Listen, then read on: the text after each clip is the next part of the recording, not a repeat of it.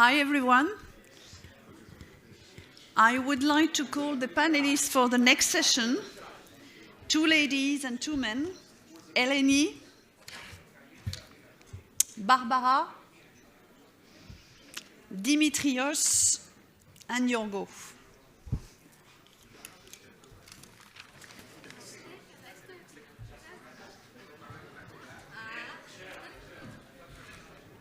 So, we're gonna go again. Bonjour, nice to meet you.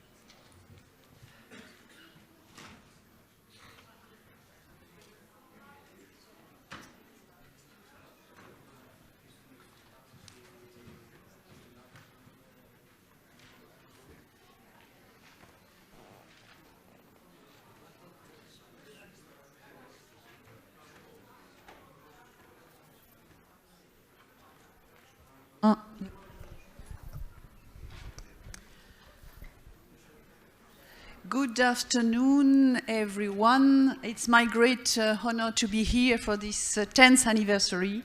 It has been a long journey and a great success, very interesting conferences each year, and for me it's always a pleasure to come 1 or 2 days for this conference every year. I'm based in Switzerland, Geneva.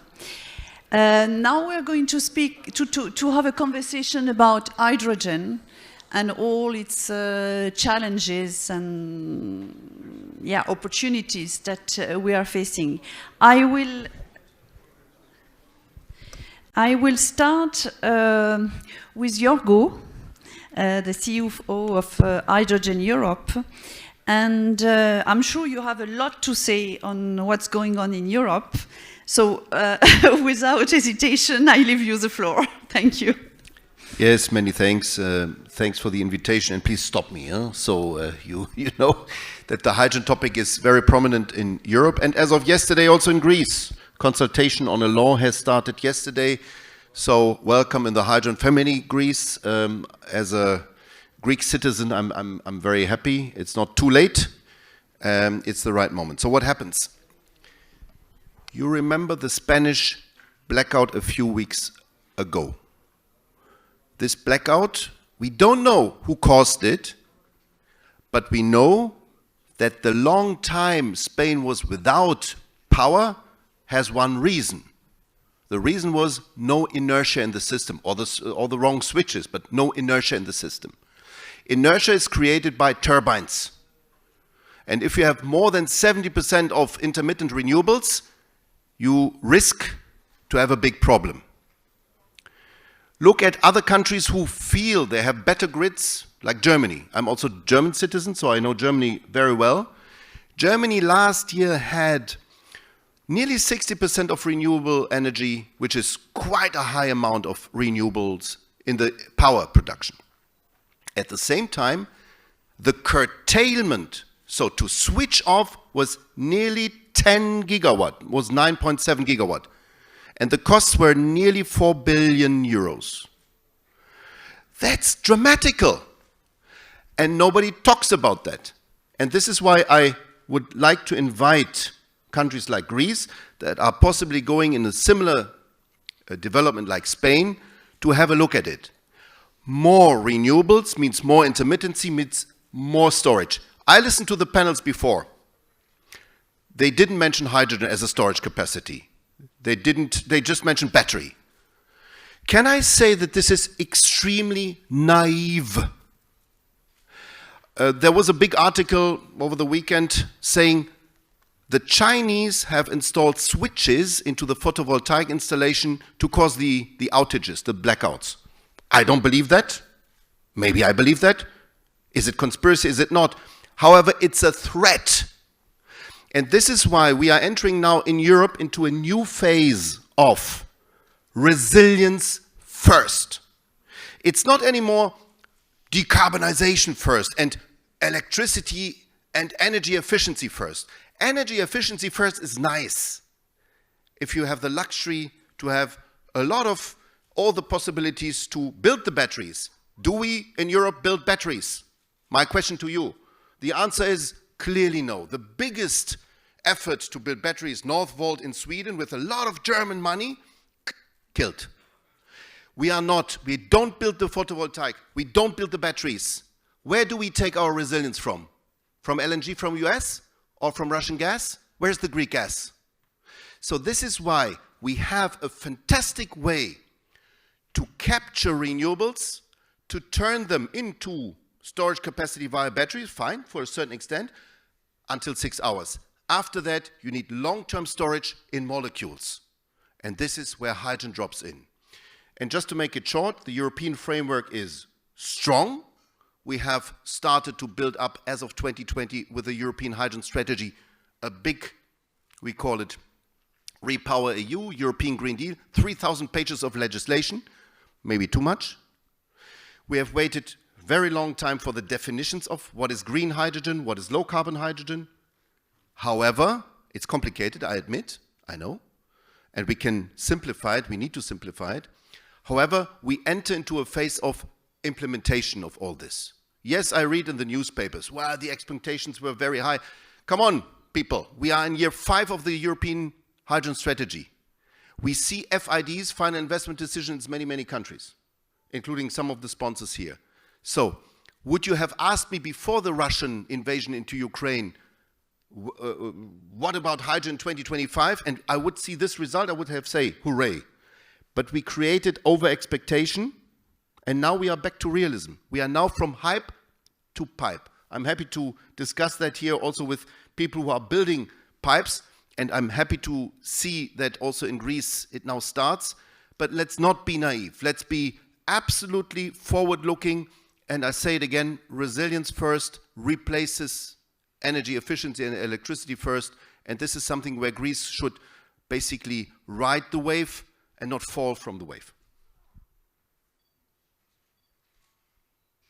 Thank you, Jorgo. I fully support what you said, and during the last session, what I heard this morning, we don't talk too much about energy sovereignty or resilience, as you mentioned.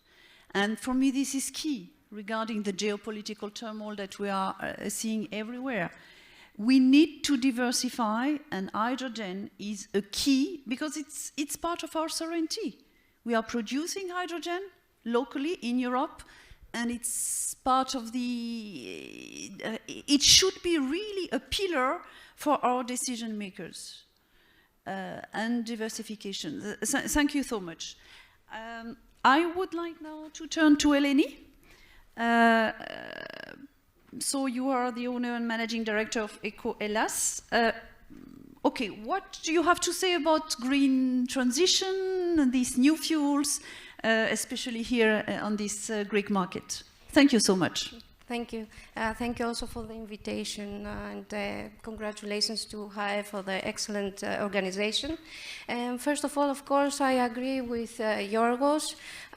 Green gases, they are also easily to be stored. They are more flexible, putting them into the grid. They can be produced in the countries, so there is no need to import. And they are a more flexible energy, meaning we can use them like biomethane in the gas grid, make it liquefied like LNG, CNG, or even energy and thermal capacity. I think they must have a significant role also here in Greece. Unfortunately, if we see the numbers, we have here in Greece 0 biomethane plants. We have more or less, I think, 80 biogas plants. And if we see Germany or Italy, Germany has 10,000 biogas plants and Italy 2,000. I think Italy even has over than 80 biomethane plants. Yes. So we have a gap here in Greece that we hope now with the new legislations that will be finalized this month. Now it's in the public consultation. That we go in this way and we can fill this gap.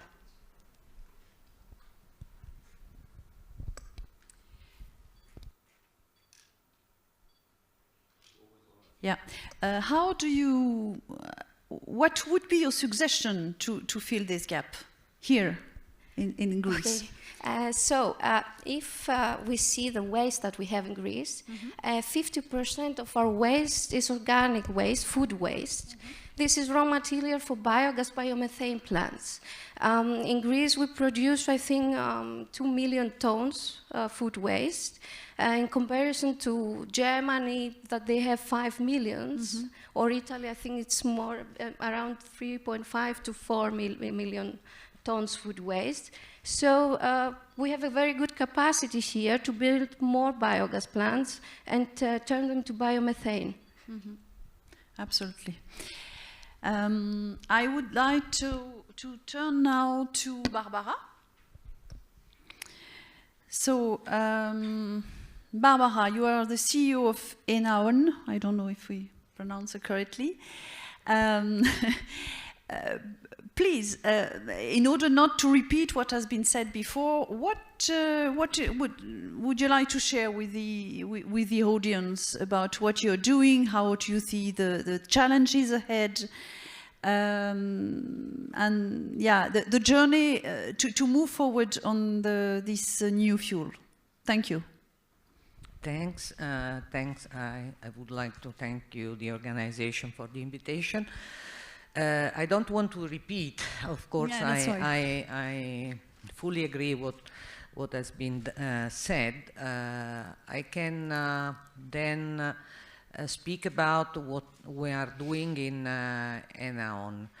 We are a distributor, main distributor for today for natural gas in Greece.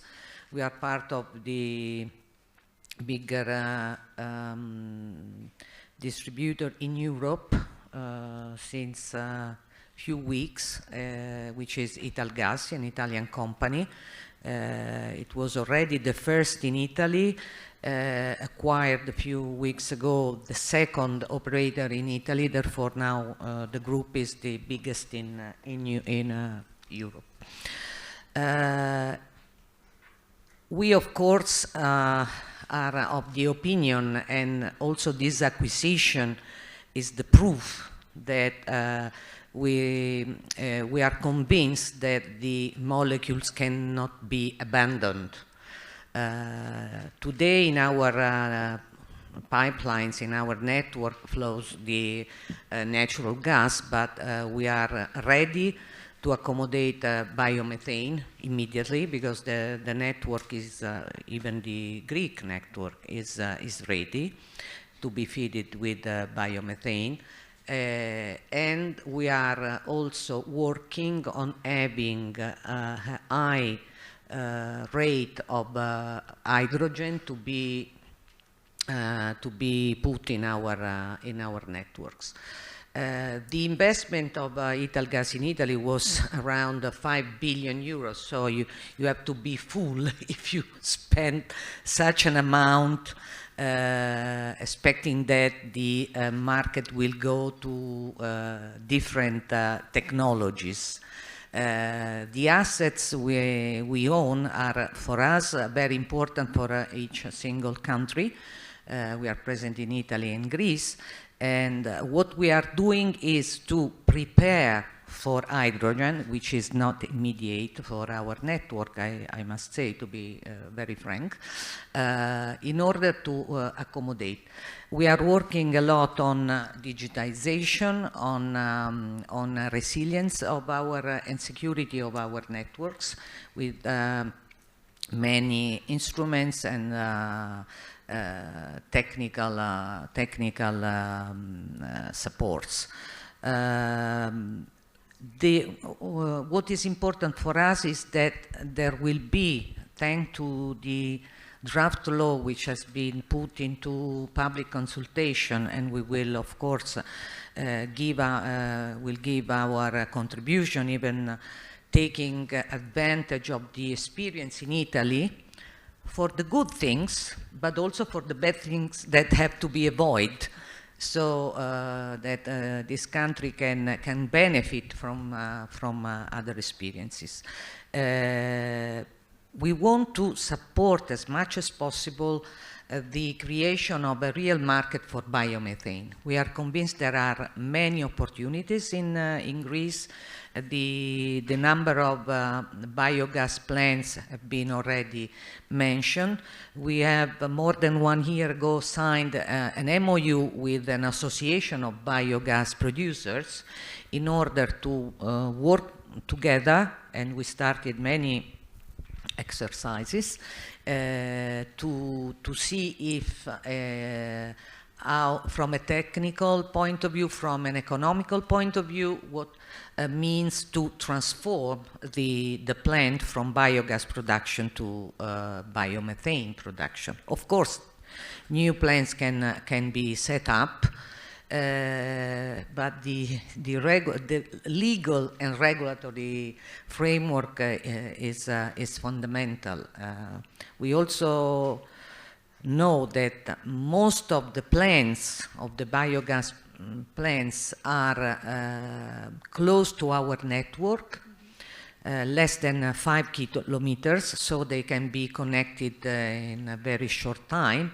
And with low investment, but also how the investment should be shared between us and the producer is an important point to be experienced. Thank you, Barbara. Thank you. I will come back to you if we have time. I'm just following the clock here. Dimitri?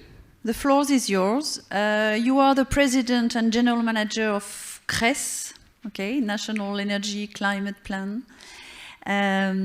Foresee operation of electrolyzer of 230 megawatt in 2030. How do you evaluate this target? Do you think it's feasible? Do you think it's a dream? Jorgo at the beginning mentioned now we come from hype to realism. What does it mean for you? Thank you. First, let me modify, if you allow me, Jorgo, what you said about resilience. My view is to have both decarbonization and resilience, not to prioritize one as first or second, because both are vital for the community. And of course, both of them with the lowest possible cost. This is the principle on which we prepared, and CRES was contributing very much to this, the National Energy and Climate Plan. And for this reason, in the National Energy and Climate Plan, we first prioritize the introduction of renewables together with storage, of course, very important, so that by 2040, we achieve nearly net zero in electricity production, which doesn't mean that we will not have at all conventional fuels. Conventional fuels will be there, but will cover a low percentage over time, but very crucial percentage for the security of electricity supply, which means they will be there and will provide the inertia for the system, will also provide the missing supply in times where the intermittent renewables cannot cope with the supply demand. So this is what we see. By having nearly net zero, that is about 99% by 2040, of renewable electricity, it means that we can produce without the barriers that are in the European legislation. We can produce green hydrogen, renewable hydrogen, very easily, because one can put a plant and take power from the grid. Okay, this cannot be done now. Now we have about 57% of the electricity is renewable, and this does not qualify the hydrogen as produced by power from the grid as renewable. So production of hydrogen will be much more facilitated with this structure of NECP, which means first electricity will be made renewable, then hydrogen, renewable hydrogen will come and will grow up very quickly after 2040 according to the NECP. So what happens up to 2040? Up to 2040 we foresee in the NECP installation of 230 megawatts, as you said, Valerie, of electrolyzer capacity based on the projections of the refineries to produce synthetic fuels and advanced biofuels. Why? Because these are requirements that cannot be met by other sources with a lower cost. The decarbonization of the marine sector and of the aviation sector can be done only with hydrogen-based fuels, either directly or most probably indirectly with compounds of hydrogen. And this is what we foresee, that first of all will be, of course, all we know that the biofuels will precede because it is more economic to produce, and then synthetic fuels will come.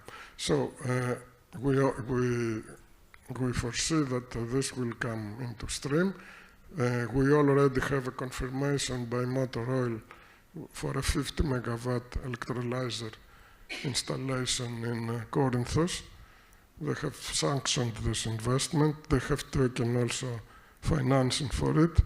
We heard also Mr. Alexopoulos saying that they will go for bio-SAF, SAF, which is biojet fuel for the aviation. And they will build for this purpose electrolyzer units in Elefsina and in Thessaloniki. So both, we don't know exactly what would be the capacity for these plants, but we estimate will be of the order of 100 to 150 megawatts, and this makes us very close to 200 megawatts by 2030. So I'm optimistic that this target will be, if not at all, but very close, will be achieved. Thank you so much.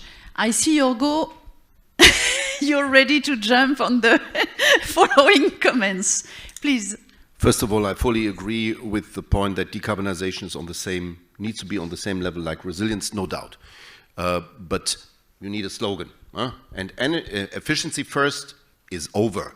It brings the costs up, and it creates high electricity prices everywhere in Europe. People don't want that anymore. So all these right extreme voters also suffer from high energy costs. There is a clear correlation, so we have to abandon efficiency first. That's my plea, not decarbonization. Decarbonization is part of resilience. Decarbonization is very, very important for a long, sustainable thing. Now, I would like to challenge you on your perspective. 2040, can I say something as a Greek here? The very fact that the Greek government came up only yesterday with this consultation is quite late, right? I was nice in the beginning, it's quite late. And it reflects, it mirrors a little bit the Greek thinking, let's start with electricity, let's see later. I was grown up like that, I know that. It's not working. It is not working. Spain, I mentioned, and I mentioned Germany. Why are the Germans now investing so much into hydrogen-related infrastructure? Because they suffer from this curtailment. They did hide this figure up to now, No, the Green government did not want to show this figure, how many people are spending on curtailment, on nothing. It's throwing out money out of the window. You want to have this in Greece and wait until 2040? No, definitely not.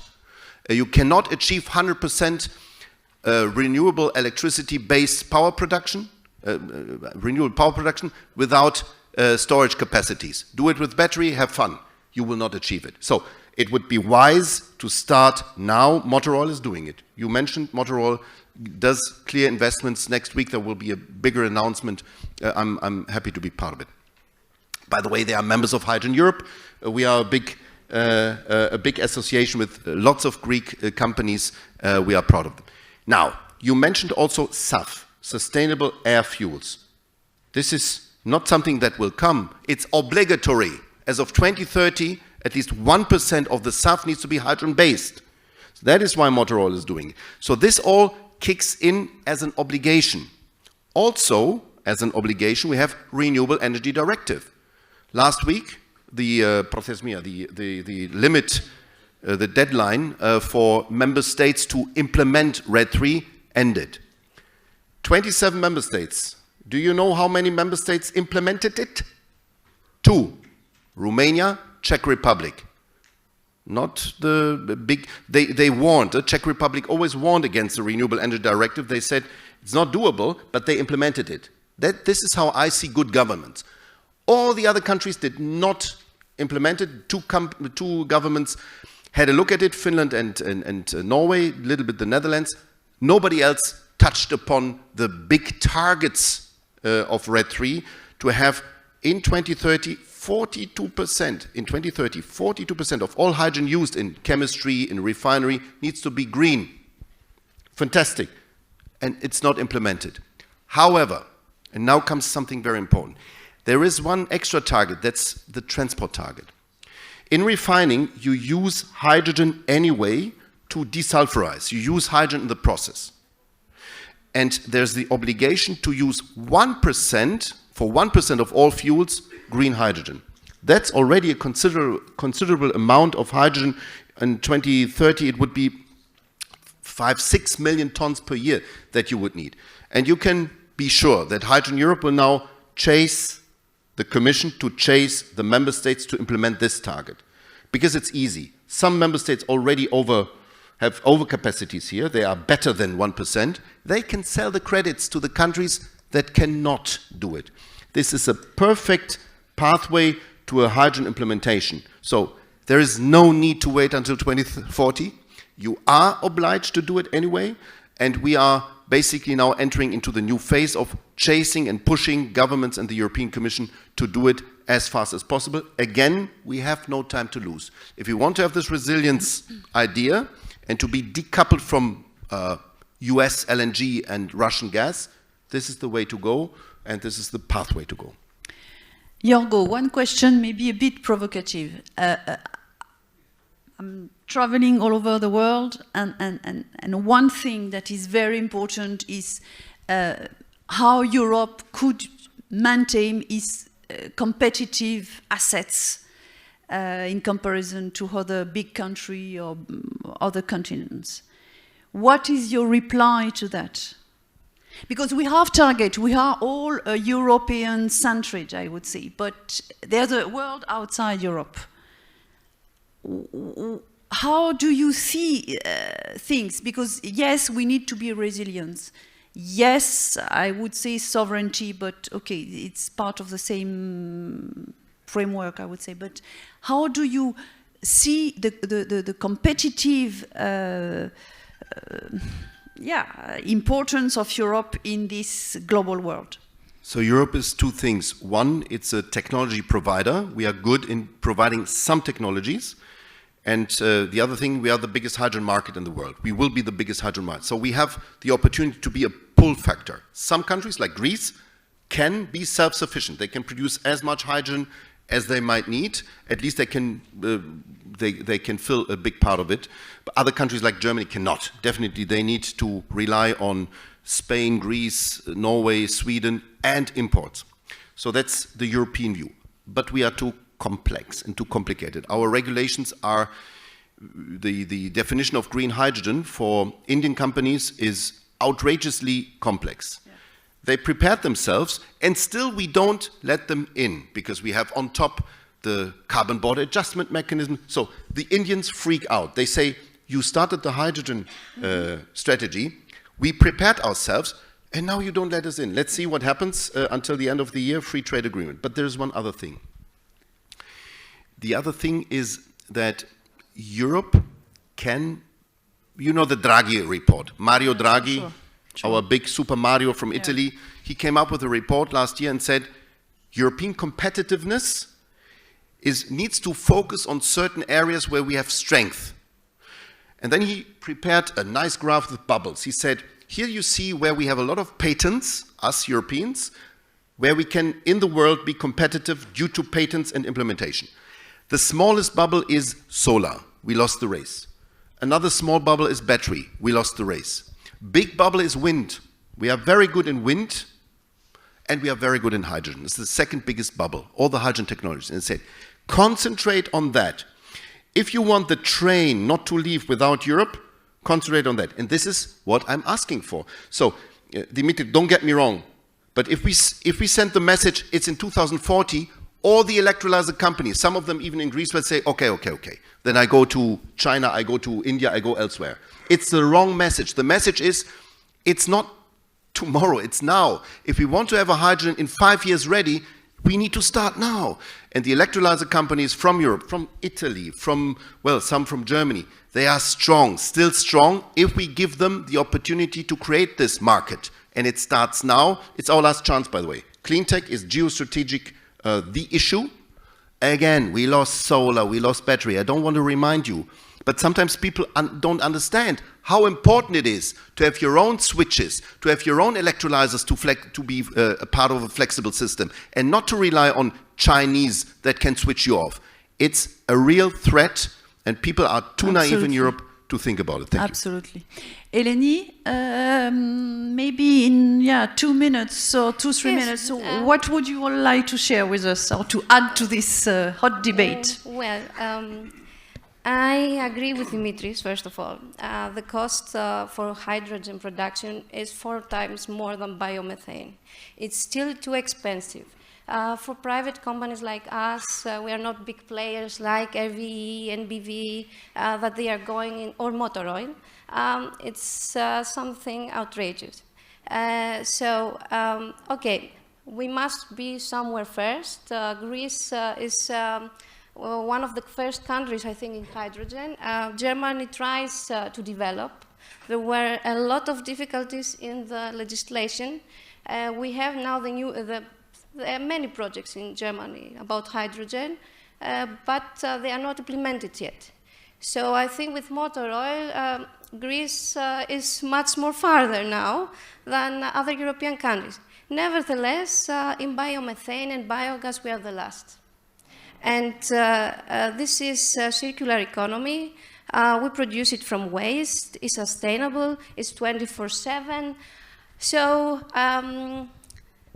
I agree with hydrogen and what George says, but I support also Dimitri's opinion, and of course, we must support also biomethane a lot, because it's made in Greece, we solve our problem, and we can, over interconnection now, make contracts also with other European countries, and take the advantage of this mass balancing of biomass or greenhouse emissions.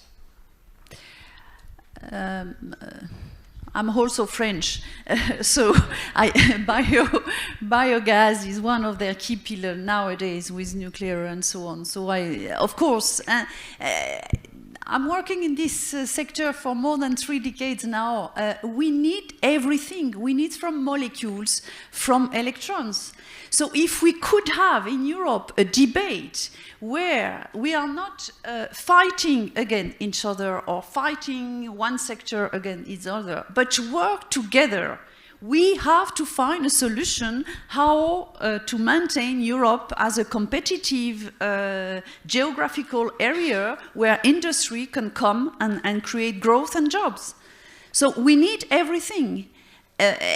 we have plus and cons, but we need to diversify, and that would be my main message from that. Barbara, Yes, please. yes, I fully agree. I want to come back to Spain, because it seems that they, for this disruption, the blackout, they spent, the cost was around 2 billion euros for a few hours indeed. And the cost of electricity just immediately after raised to 450% more. So if you rely only on one technology, you're lost. We have infrastructures, the transport pipelines, the distribution pipelines already there, already paid. We have to use them. We have to use them. This is an asset. If you are a family and you have an asset, you don't abandon it and buy something else just to replace, because it's from an ideological point of view, in many cases, you want to change. In the panel before ours, they mentioned the triangle. We usually, in Italgas, we call it the trilemma. Security, environment, and affordability. From the economical point of view, should we spend in new investment where we already have spent some money for infrastructures, for assets that are there? We are preparing our asset for tomorrow. Just investing in digitization, capability to receive blended molecules, gases, because we are convinced that they are an important value for the country, for this country. I would say that biomethane is just around the corner, could be just around the corner. While it seems that hydrogen is a little bit less advanced. Next corner, second corner. So develop it immediately. What do we need? We need define that in the law and in the following regulations. There are clear and seamless procedures. We heard that in other countries, the simple procedures facilitate the job to advance quickly, in a quicker way, and also it also enforces the entrepreneurs to enter in the market, to make investments, because also the banks, if they say they see that there is a clear picture, clear rules, and also clear times, they are more willing to finance the investments. Thank you, Barbara, for your input. Dimitri? Yeah, please take the microphone and say something.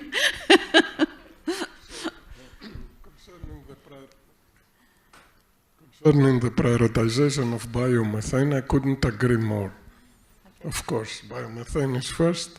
It's cheap, of course, more expensive than natural gas on the average, but relatively cheap. It's clean, and it makes the environment cleaner by using the waste of the agriculture and veterinary wastes also, and it cleans them. So we all agree on that. Biomethane should start, and it has been delayed actually, but I think it's time now to start fastly.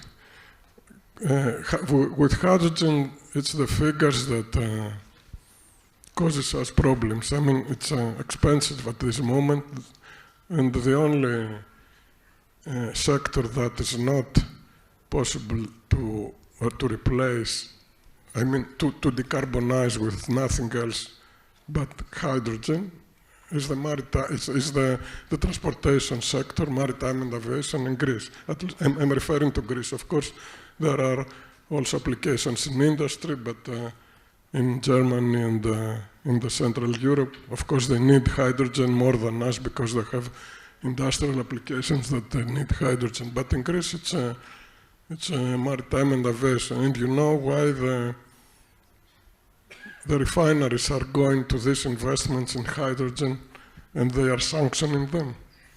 Because of the quotas that they are in the aviation sector.